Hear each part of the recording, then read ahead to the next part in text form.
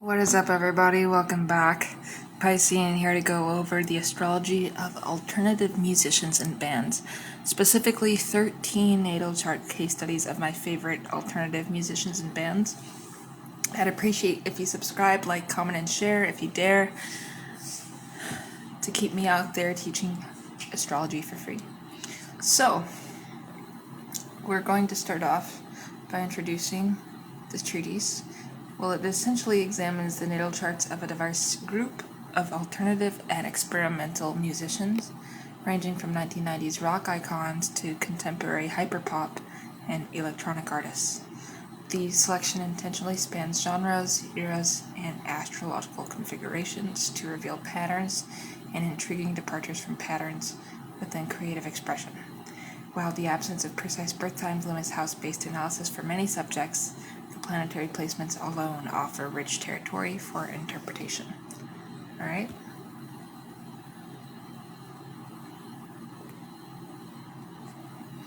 So our first case study is one of my favorite bands, Skunk Anansie, straight from the UK. The band is a collective chart. So we look at our band overview. It was formed in London in 1994, specifically February 12, 1994, as reported by some sources. Skunk Anansie emerged from the post-punk British rock scene as one of the most unapologetically political and sonically aggressive bands of the era.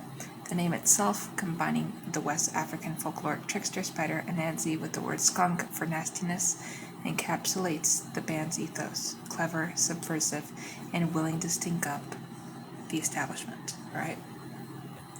So core members, a composite astrology. So what we do is we look at the member, their birth date, their sun sign, and their key placements.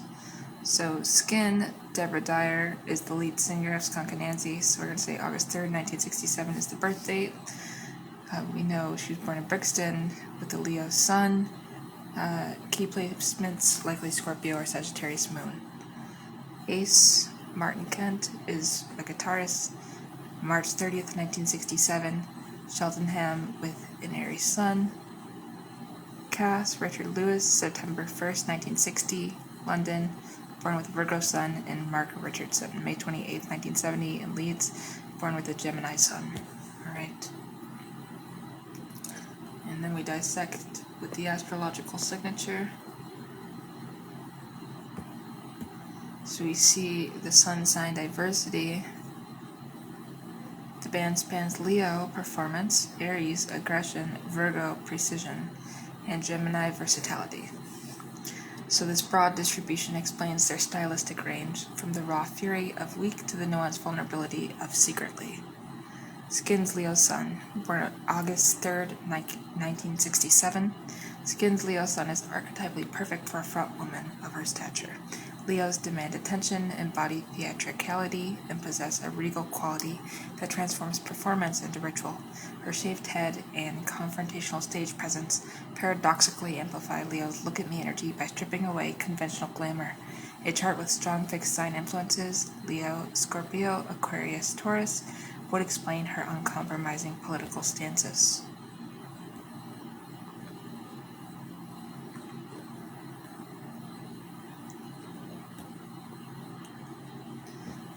Ace's Aries sun. Aries initiates as guitarist and co-founder. Ace's March 30th, 1967 birth gives him the warrior energy necessary to launch a band that deliberately courted controversy. Aries rules the head, fitting for a band that butted heads with industry conventions. In the Anansie archetype, the spider trickster of West African folklore, the band's namesake resonates with Mercury and Gemini energy, cleverness, shape-shifting, linguistic play, and Uranus in aspect to personal planets, the disruption of norms. Skunk Anansi's music weaves between metal aggression and melodic tenderness, a trickster's refusal to be categorized.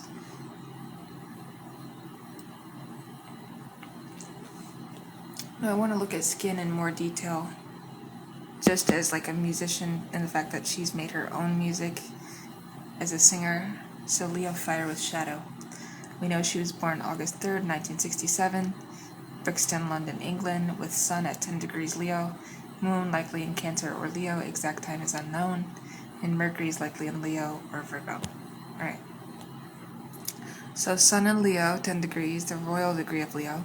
10 degrees carries an extra shine. Skin's career exemplifies Leo's need for creative self-expression and recognition. Alright?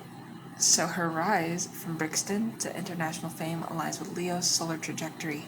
However, Leo's shadow, pride-wounded, and need to be seen even when vulnerable, manifests in her raw, confessional songwriting. The shaved head, a signature look paradoxically, is Leo's mane, unmistakable, memorable, a crown in its own right.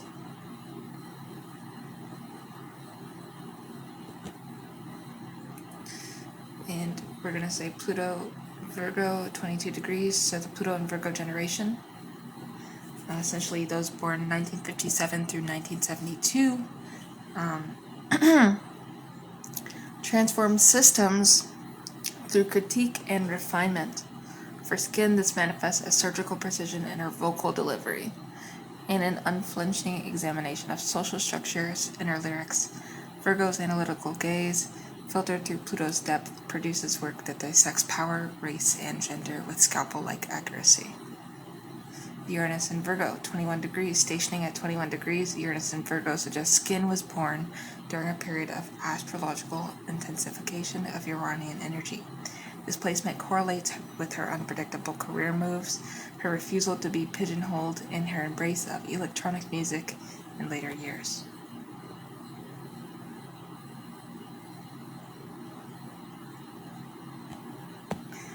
Right, Jupiter in Cancer. Emotional expansion, protection of home and tribe. And here's another thing, all they do is perform in the fucking UK and everywhere else but America. And a maternal fierceness. Skin's activism, particularly around refugee rights and racial justice, reflects Jupiter and Cancer's need to shelter the vulnerable. Saturn in Aries, 14 degrees. Saturn in Aries suggests early obstacles to asserting oneself, followed by disciplined mastery of self-assertion. Skin Saturn return, approximately ages 28 through 30, coincided with Skunk and Nancy's first breakup in 2001, a classic Saturnian restructuring event. Alright.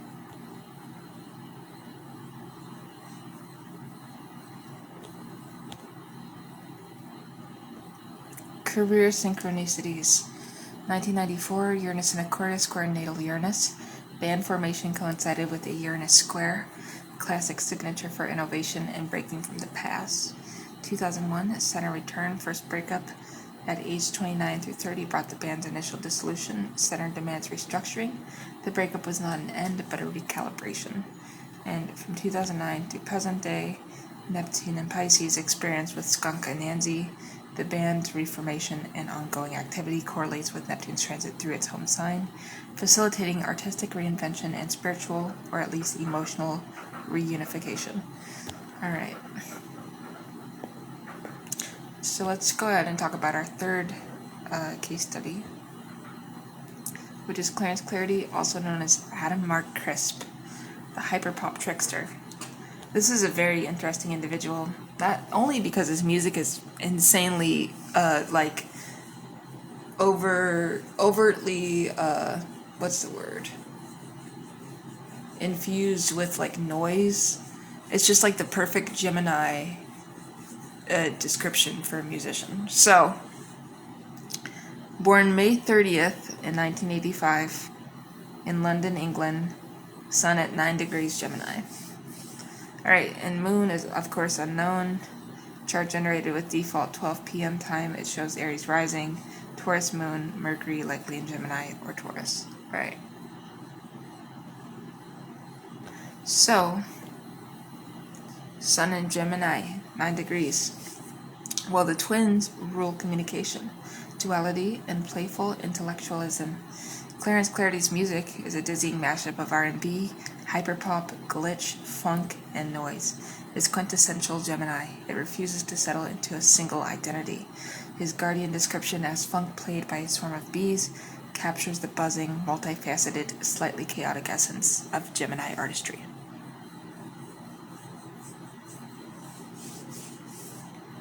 Taurus Moon from default chart. If accurate, a Taurus Moon grounds the restless Gemini Sun with an earthy need for sensual pleasure, material stability, and aesthetic beauty. This would explain the lush, almost decadent production quality beneath the sonic chaos. Aries rising from default chart. So Aries rising projects an image of initiatory energy, directness, and a first mover mentality. Suits an artist who essentially invented a subgenre, hyperpop's more abrasive experimental wing, and continues to push boundaries without waiting for permission. Mercury in Gemini, likely. With Sun in Gemini, Mercury often resides in the same sign or adjacent. So Mercury in Gemini is the ultimate polymathic communicator. It's quick, witty, prone to tangents, capable of holding multiple contradictory ideas simultaneously. This placement is the astrological signature of the hypertextual sample collaging production style, so it would make sense. Pluto in Scorpio, 3 degrees. Pluto in Scorpio generation from 1983 through 1995 transforms through intensity, taboo exploration, and psychological excavation. Clarence Clarity's lyrics often touch on obsession, power dynamics, and hidden desires. Neptune in Capricorn, practical mysticism. Neptune in Capricorn can manifest as structured psychedelia, controlled chaos, precisely engineered disorientation. This fits his meticulously produced yet deliberately destabilizing sound. Artistic signature, the Gemini-Taurus-Aries combination produces an artist who is simultaneously restless, Gemini, pleasure-seeking Taurus, and bold, Aries. The result, music that feels like a sugar rush administered by mad scientists.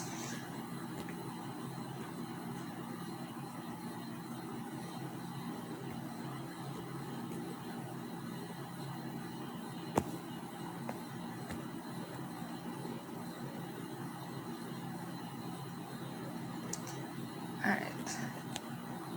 Let's talk about the band Yes here. The Dissolved Experimental Collective. So this band formed in 2006 in Brooklyn, New York, and disbanded as of December 19th, 2019. So we're going to look at the members' astrology with approximate dates, prox, birth period, sun sign notes. So Chris Keating, 1981 through 1982, likely Libra, Scorpio, exact date is unknown. Frontman, lyrics, Anand Wilder from 1982 through 1983, likely Sagittarius or Capricorn on guitar and vocals. And Ira Wolf Tootin, 1979 through 1980, likely Aquarius or Pisces, and he does bass. Alright.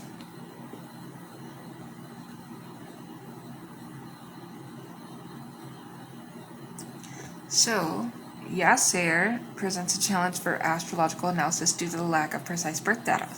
However, even approximate placements reveal patterns.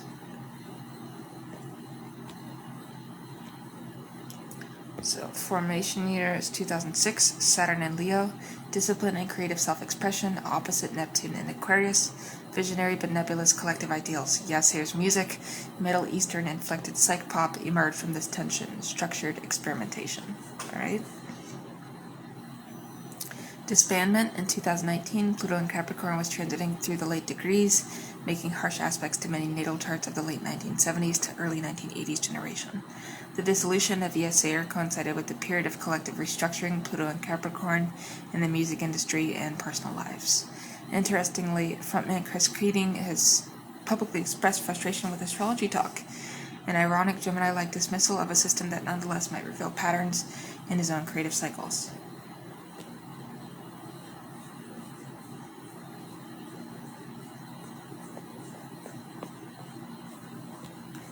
Alright, the broken clock. Now, some astrologers argue that bands that disband leave a rupture signature in their formation chart. For Yasser, formed in 2006 with Uranus in Pisces, dissolving boundaries, and Pluto in Sagittarius, expansive transformation, the seeds of dissolution were present from the start. Uranus in Pisces creates visionary art, but struggles with long-term structural cohesion. Alright. Kay Flay, also known as Christine Flaherty, Cancerian vulnerability, raps hard shell. Born June 30th, 1985, in Wilmette, Illinois. Sun at 8 degrees Cancer, and Moon is unknown, and Mercury likely in Gemini or Cancer. Alright, so we see Sun's in Cancer at 8 degrees. The crab is ruled by the Moon, emotional, protective, home-oriented, and prone to retreating into a hard shell when threatened. K-Flay's music navigates this tension constantly. Raw vulnerability about mental health, addiction, family trauma, all delivered with the rapper's bravado. The shell is the rap cadence. The soft interior is the lyrical content. Alright? Mercury in Cancer, likely communication through emotional resonance. Mercury in Cancer speaks from the gut, not the intellect. K-Flay's lyrics are confessional, specific, often devastating, and carry this mercurial signature. She doesn't just describe feelings, she makes the listener feel them. Alright?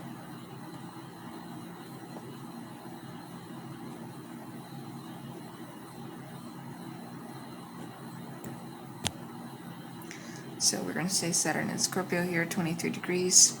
Saturn in Scorpio masters transformation through crises, her sobriety journey, her openness about anxiety and depression, her ability to transmute pain into art, all reflect Saturn's disciplined excavation of Scorpio's depths. Alright? Pluto in Scorpio, 2 degrees. Pluto in Scorpio generation from 1983 through 1995 shares an aptitude for psychological intensity. K-Flay's willingness to explore taboo subjects, self-destruction, family dysfunction, existential dread, aligns with this generational signature.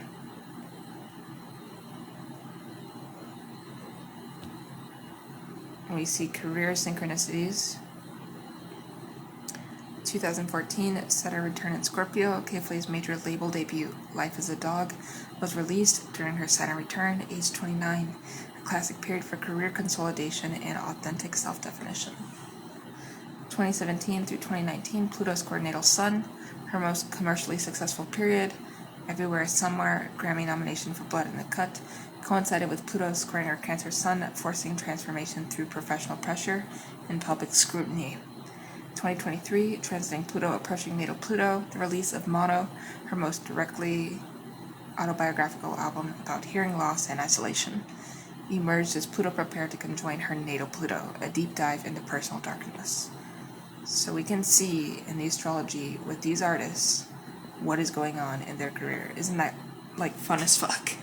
Like, this is why a lot of us love astrology and really want people to learn it, but a lot of people aren't ready yet.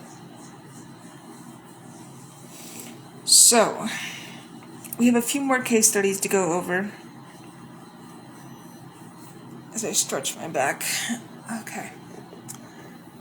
So, Sinead O'Connor was born December 8th, 1966, in Dublin, Ireland, Cassia House Nursing Home, Bagot Street, with Sun at 15 degrees Sag, Moon at 21 degrees Libra, Mercury Sag or Capricorn, Venus likely Sag conjunct Sun, Mars likely in Libra, Pluto Uranus Virgo generationally. Alright, what does this tell us? Well, if Sun is in Sagittarius right away, I'd say Mercury is most likely in Sagittarius, Venus is most likely in Sagittarius, and it's conjunct the Sun. So this person is going to be very, determined.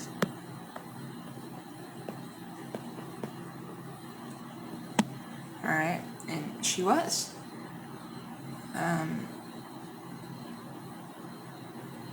So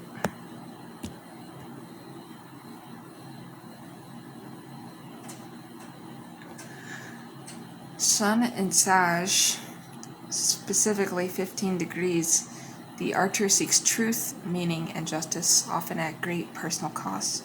Sinead O'Connor's career was a textbook Sagittarian tragedy. She spoke uncomfortable truths, tearing up the Pope's photo on SNL, calling out the Catholic Church's abuse, was punished by the establishment, and was later vindicated. Sagittarius rules religion, publishing, and foreign cultures, all central to her identity as an Irish singer who became a global figure.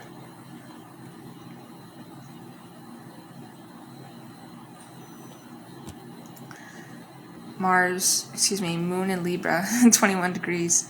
The Libra moon seeks harmony, balance, and justice. I also have this placement, that's funny.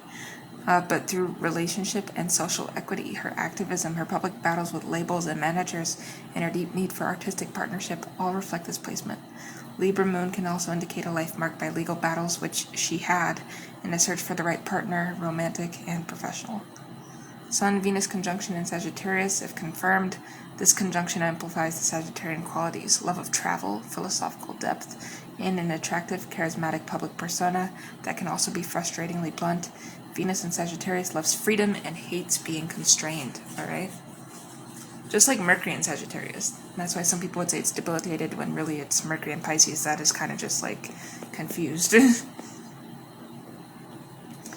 Alright, so Pluto-Uranus conjunction in Virgo, exact or near. Born in December 1966, O'Connor was part of the Pluto-Uranus generation in Virgo, the mid-1960s. And this conjunction, the two outermost planets meeting, produces generational waves of disruptive transformation. Focus on systems, health, service, and critique. Her willingness to challenge the Catholic Church system, her struggles with mental health, Virgo rules the body systems, and her perfectionism all resonate with the signature.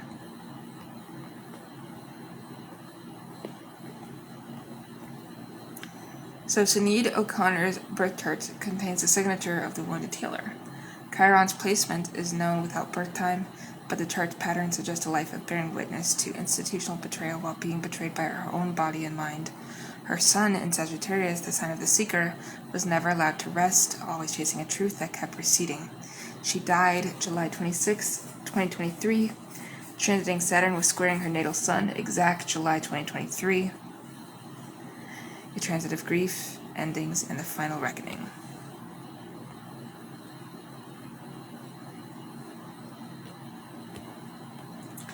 Alright, we're going to talk about the kills. Minimalist duo, Maximalist Astrology. Formed 2000 through 2001 in London, England, with Alison Mozart, born November 23rd, 1978, in Florida, Sagittarius Sun, and Jamie Hintz was born December 19th, 1968, Buckinghamshire, England, with a Sagittarius Sun. Alright.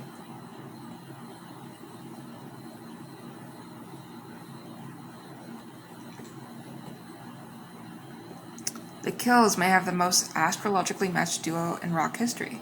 Both front members are Sagittarians, Alison born November 23rd, Jamie born December 19th. In a duo, having the same sun sign can indicate either seamless collaboration or spectacular combustion. The kills have managed the former for over 2 decades. Sagittarius and duet. Shared love of travel, touring, geographic rootlessness. Shared bluntness, their lyrics are direct, unadorned. Shared aversion to being boxed in, the band has refused to align with any scene or genre. Shared philosophical bent, their music is stripped down to existential essentials.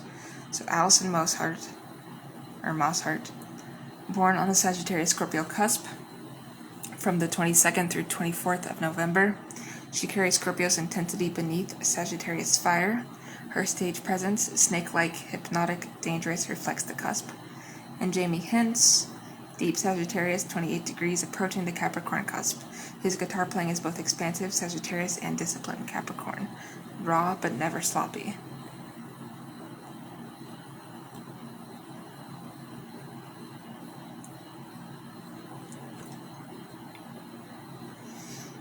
So synastry, same sign dynamics. When two people share a sun sign, their core identities are compatible, but there's a risk of mutual blindness. They share the same blind spots. For the kills, this manifests as a shared stubbornness and a tendency to disappear from public view for long periods.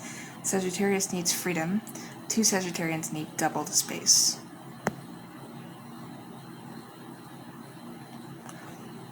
Alright, let's talk about sick brain. Or Carolyn Minor Smith. But sick brain sounds funner. Scorpio depth, Sagittarius fire. Born November 26th, 1995, in Morganton, North Carolina. 4 degrees Sagittarius sun. Aquarius moon from default chart. Aquarius ascendant from default chart. Mercury is likely Sagittarius due to the sun ruler and placement. Alright.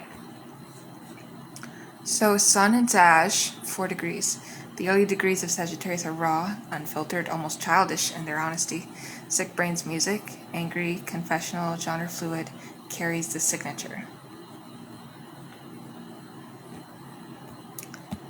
Now Sagittarius seeks truth, even ugly truth. Her debut album title, My Masochistic Mind, is a Sagittarian proclamation. This is who I am, deal with it.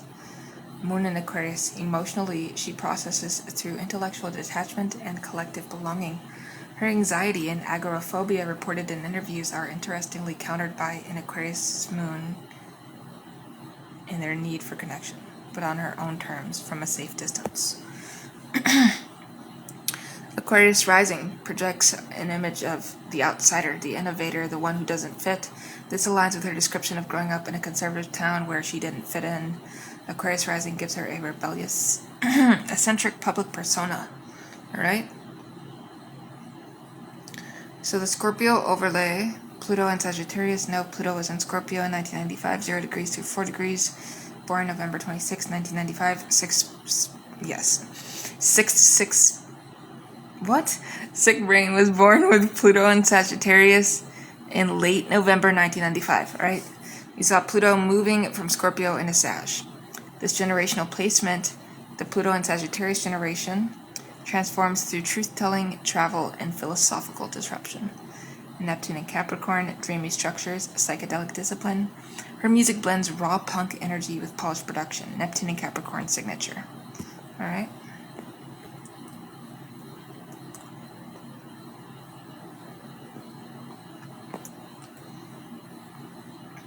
The aggressive, confrontational stage name and persona are classic Aquarius rising, the alien, combined with Sagittarius sun, the truth teller.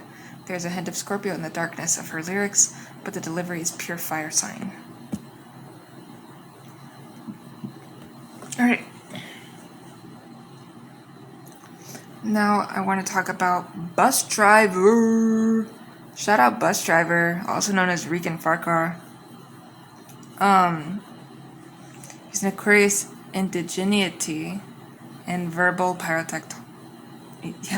Aquarius indigeneity and verbal pyrotechnics. I'm very, very tired. Holy shit. I did not go to bed at all last night. And now it's like 10:30 and I'm just like, damn. I haven't been to bed at all today. No naps. I'm just trying to film this video and then I'll probably crash out. Anyways, Bus Driver is a rapper, musician, mainly does solo artwork, but he collaborates as well with other people. Anyways, he was born February 12th in 1978 in LA, California, with 23 degrees Aquarius sun, Taurus moon from default chart, ascendant Gemini from default chart, and Mercury Aquarius or Pisces. But we would say Aquarius.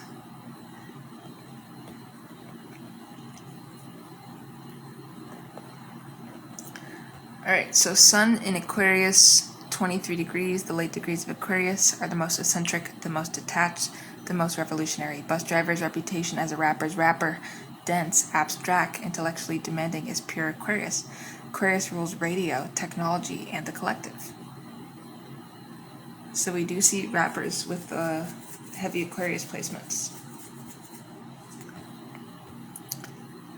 His rapid-fire delivery, surreal lyrics, and refusal to conform to hip-hop conventions all reflect this placement. Moon in Taurus, the earthy, sensual, emotionally steady moon grabs the airy, cerebral sun.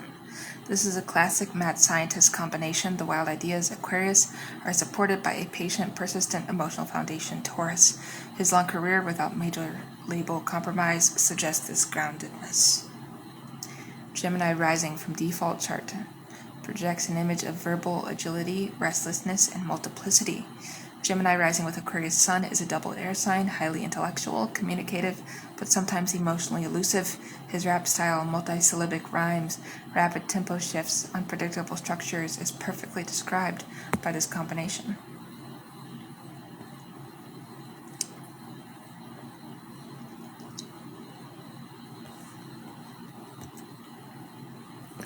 Mercury in Aquarius, which is likely, well, Mercury, is it at home in Aquarius? I mean, It can produce original, sometimes eccentric communication. Bus Driver's lyrics are densely packed with references, wordplay, and abstract concepts, classic Aquarian Mercury. So it is pretty innovative. And Pluto in Libra, 15 degrees. So the Pluto and Libra generation from 1971 through 1984 transforms through relationships, justice, and artistic collaboration. Bus Driver's extensive collaborative catalog with Micah 9, Milo, Open Mike Eagle, etc. reflects this generational signature. Bus Driver has remained resolutely underground despite critical acclaim. Aquarius Sun with Gemini rising often prefers cult status to mainstream success. The approval of a small, discerning audience matters more than mass appeal.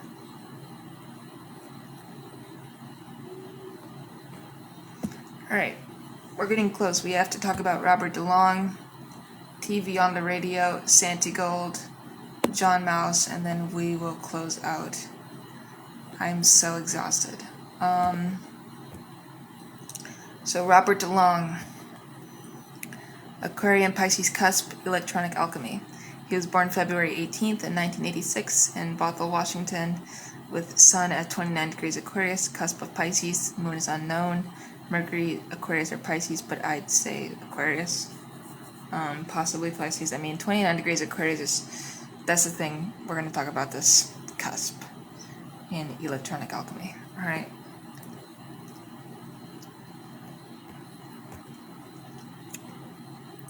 So, Robert DeLong is born at 29 degrees Aquarius, the anaretic degree, the cusp of magic, where the energy of a sign becomes intensified and begins bleeding into the next. For DeLong, this means the following. Aquarius traits technological innovation. He performs with video game controllers and custom-built MIDI rigs. Social consciousness, detachment, the collective over the individual. And Pisces traits, fluid boundaries between genres, a mystical or spiritual quality in the music, emotional depth, a tendency toward escapism. This cusp is sometimes called the signature of the visionary. DeLong's music, electronic, percussive, emotionally charged, bridges the head Aquarius and heart Pisces.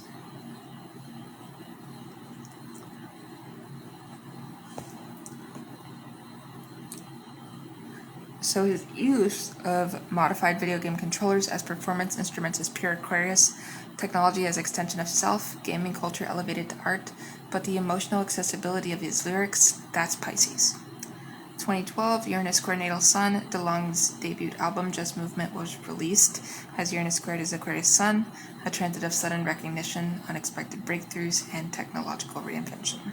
From 2020 through 2022, Neptune conjunct natal Sun, Neptune transiting over his Pisces cusp Sun coincided with the pandemic era, a time of blurred boundaries, spiritual searching, and artistic transformation. His music during this period became more introspective and less beat-driven.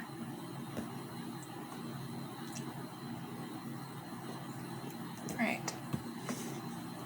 Now I want to talk about TV on the Radio, the band TV on the Radio, Brooklyn's Collective Genius, formed 2000 through 2001, New York. We have our members Tunde Adebimpe. He was born a day before me, what the fuck? February 25th, 1975. Of course, making him a Sun in Pisces. David Sitek was born September 6th in 1972, making him a Virgo. Keep Malone, unknown, born 1970s, possibly Virgo or Libra. And Jaleel Bunton, unknown. Alright.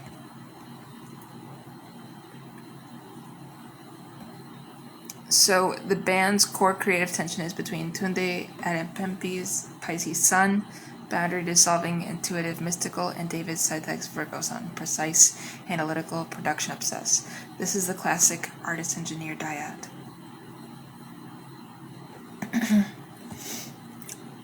So Pisces, Tunde, vocals, lyrics, emotional core. Pisces Sun sings about transcendence, connection, and the ineffable. Virgo, David, production, arrangement, sonic architecture. Virgo Sun builds the intricate, layered soundscapes that define TV OTR's records. The result is music that feels both spontaneous and meticulously constructed. Formed in the early 2000s Brooklyn indie boom, TV on the Radio carried the astrological signature of the era, Pluto in Sagittarius, expansive genre blending, and Neptune in Aquarius, collective idealism through technology. Their willingness to incorporate free jazz, a cappella, African rhythms, and punk into a single track reflects the anything goes energy of that period.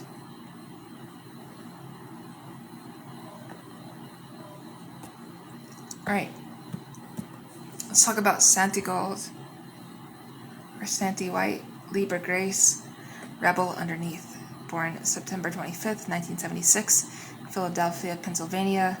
Sun at 2 degrees Libra, Moon in Libra from default chart, Ascendant Sagittarius from default chart, and Mercury Libra or Scorpio, but we'd say probably Libra. So, Sun and Moon both in Libra from the default chart creates a person who craves harmony, balance, and aesthetic beauty, but can become paralyzed by the indecision and an excessive need for approval. Santi Gold's career trajectory has been marked by long gaps between albums, perfectionism, and a refusal to release work that doesn't meet her standards. This is double Libra. However, the same default chart shows Sagittarius rising, which projects an image of adventurousness, bluntness, and freedom. This is the rebel persona, the one who defied genre boundaries, who moved from A&R executive to experimental artist, who blends dub, new wave, and Afrobeat without apology.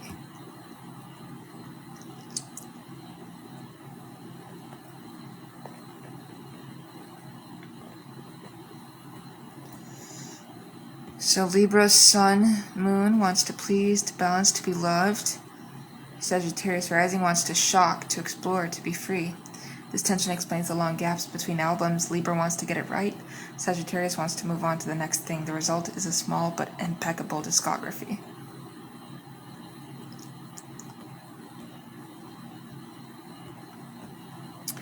So in 2008, Saturn returned in Virgo. Her debut album, Santi Gold, was released during her Saturn return, a time of professional consolidation and authentic self-definition.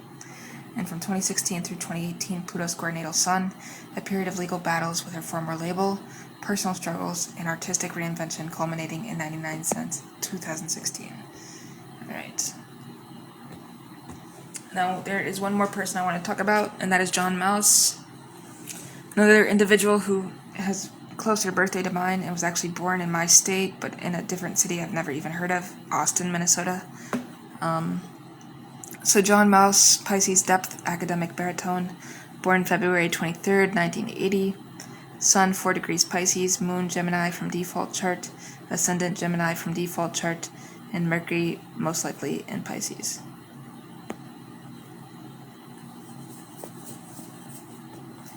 So, Gemini rising and Gemini moon from default chart together create a personality that processes everything through language, information, and restless curiosity. This is the academic signature, fitting for a musician who earned a PhD in political science while maintaining an active music career. But the Sun in Pisces, 4 degrees, is the soul beneath the chatter. Pisces Sun feels everything, dissolves boundaries, seeks transcendence. The baritone vocal style, the medieval church modes, the haunting quality of his music, all Pisces. Gemini, rising and moon, analytical, verbal, restless, skeptical. Pisces Sun, intuitive, emotional, mystical, boundaryless. Alright?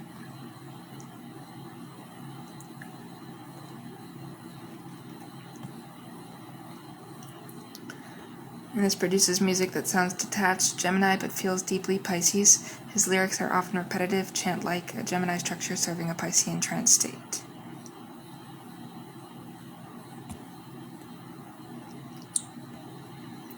John Miles exists in a strange space between academic respectability and avant-garde weirdness. His Pisces Sun with Gemini rising will never fully belong to any scene, and that's precisely the point. Alright. So we have our comparative analysis, patterns and departures, recurring signs among the sample, or sign, count, example artists. Sagittarius 4, Sinead O'Connor, Alison Mouseheart, Jamie Hintz, and Sick Brain. Pisces 3, Tunde Added Bimpi, John Mouse, Robert DeLong Cusp. Gemini 2, Clarence Clarity, Mark Richardson, Skunk Anansi. Aquarius 2, Bus Driver, Robert DeLong Cusp. Libra 2, Santa Gold, Chris Keating, likely. Leo 1, Skin. Aries 1, Ace, Skunk Anansi. Virgo 1, David Sitek TV on the radio, Chaos, Skunk Anansi, and Cancer is 1, K-Flay. So we see we have, more than anything, fire. Why? Because when you're famous, you're going to need flames under your ass to keep you going. Let's just be honest.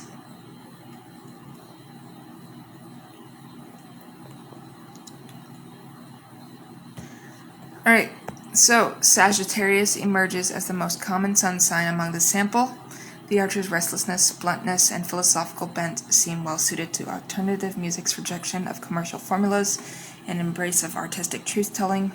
Approximately half of these charts lack birth times, limiting analysis to sun, moon, often approximated, and generational placements. A complete study would require rectified charts, an invitation to future research.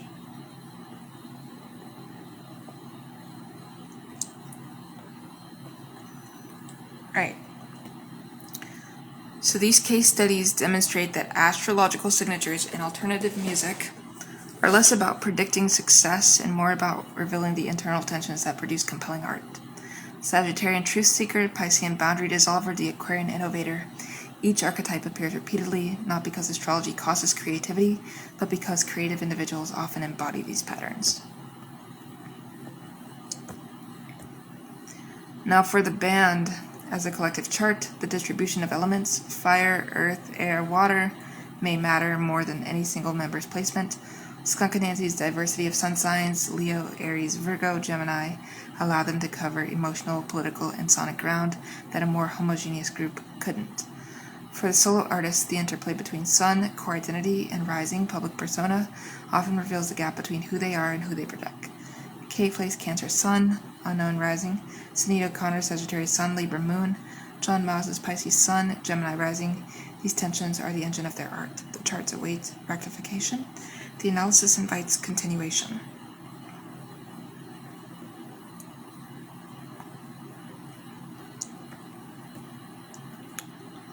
So sources and acknowledgements. Data compiled from Wikipedia, AstroTheme, Astrologify, and other public biographical sources. Birth times are unavailable for most subjects. Moon signs and rising signs are approximate or default time calculations. Thank you guys for watching this video, and I will see you in the next one with peace and love. Piscean out.